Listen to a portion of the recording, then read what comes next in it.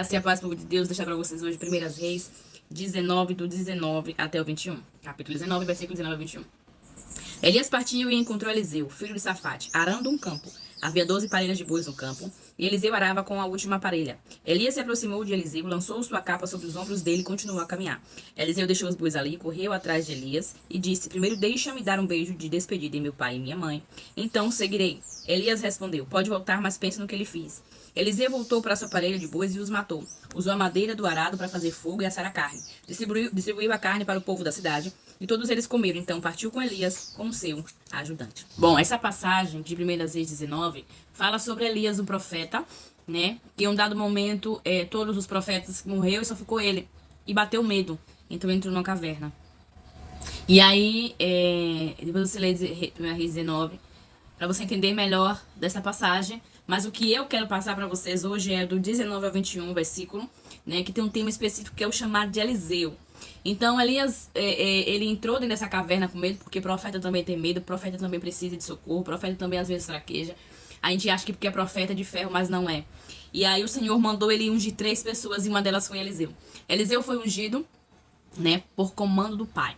Elias chegou até um campo esse que Eliseu estava arando o campo, né, a terra, e aí ele lançou essa capa sobre Eliseu. Eliseu de pronto entendeu, e aí pediu para que fosse se despedir dos pais, para que pudesse acompanhar Elias nessa jornada. E assim foi feito. Então o que eu quero passar para vocês hoje aqui é que muitas das vezes a gente até sabe qual é o nosso chamado, a gente corre tanto dele, por meio de tantas coisas, e às vezes a gente cansa mais correndo do chamado do que obedecendo a palavra do Senhor e a voz dos comandos do Pai. O que me chama a atenção nessa palavra são 2 coisas. Primeiro, quando Elias lançou a capa sobre Eliseu, de pronto ele entendeu o comando. Isso quer dizer o quê? Que ele estava sensível à voz do Senhor. Que ele estava sensível, né, aos comandos de Deus. E o segundo, que ele também obedeceu em cima do rastro. Ele não questionou, ele não murmurou, apenas quis se despedir dos pais. Obedecer a Deus, na maioria das vezes, vai nos trazer algumas percas. Ou percas essas que podem ser pessoas ou algo. Mas o que a gente tem que entender é que nós somos criados pelo Pai para sermos servos. Porque temos propósito, porque todos nós temos chamados. Mas esse chamado, ele se aflora, ele fica mais sensível quando estamos na presença. Quando estamos sensíveis à voz do Senhor, quando estamos dando lugar para Deus trabalhar. Mas todos nós viemos com propósito, ninguém veio ao mundo por acaso. Então, se você tem fugido do seu chamado, hoje eu digo pra você, aceite-o, que dói menos. Você precisa aceitar o chamado que Deus te deu, você precisa exercer esse chamado, porque andar com Cristo não é fácil. É árduo, mas é gratificante. Você tá andando com o dono do mundo, com o dono de tudo. E não há nada mais lindo, mais perfeito do que você ter intimidade com aquele que te criou, com aquele que te formou. Então, Elias acabou ungindo Eliseu para ficar no seu lugar, né?